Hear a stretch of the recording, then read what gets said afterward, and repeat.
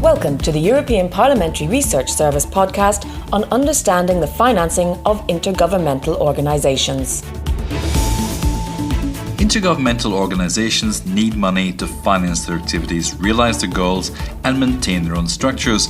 But where does this money come from? How big are the budgets and how much do citizens of different countries contribute? Let's try to answer these questions by comparing the numbers of three of the world's largest intergovernmental organisations: the United Nations, the World Trade Organization and the North Atlantic Treaty Organization. Stay with us.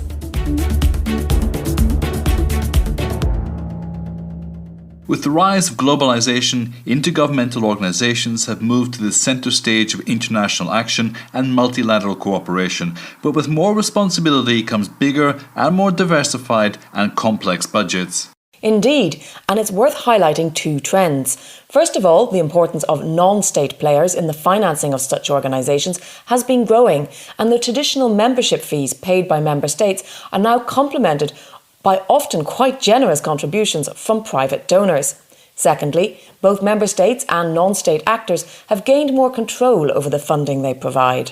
So earmarking resources with conditions placed on their use and allowing donors to finance selected actions has now become common practice. Now, is this a good or a bad thing?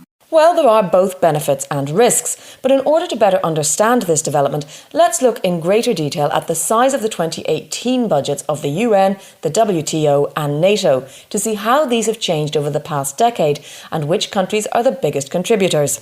Ready for the exercise? Let's begin. The first thing we need to know before making such a comparison is that these three organisations vary greatly in terms of their size, their geographical coverage and areas of activity, which means that their financing mechanisms and the size of their budgets also differ. So, is it too difficult to draw a comparison?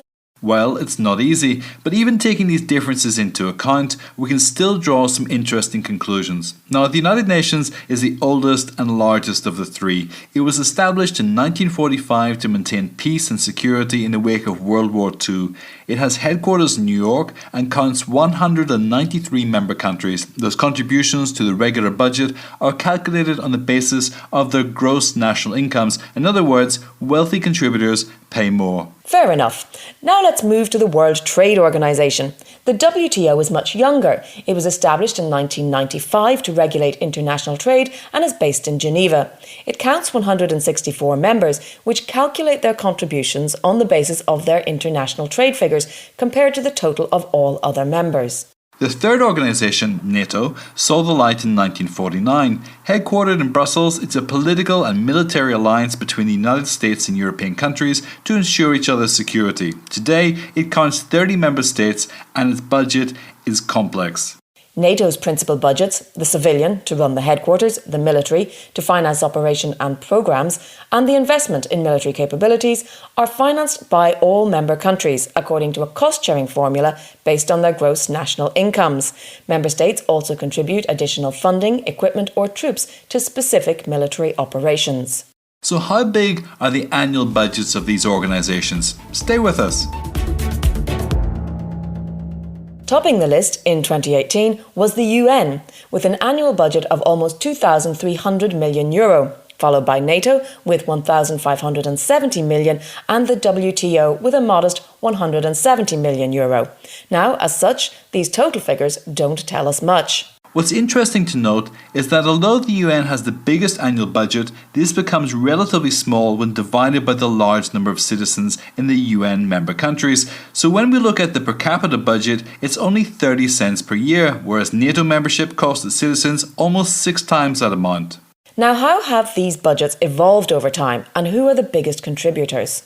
In the space of 13 years between 2005 and 2018, the UN budget recorded the biggest increase, shooting up by almost 30%, whereas NATO's budget increased by almost 19% and the WTO budget by only 16%. Interestingly, after years of steady growth, NATO's budget dropped dramatically between 2013 and 2015. In terms of national contributions, as these are calculated on the basis of their wealth and economic power, it's not surprising that the US tops the list in all three cases, nor that the top 10 contributors among the EU member states are relatively richer Western and Northern European countries, such as France and Germany.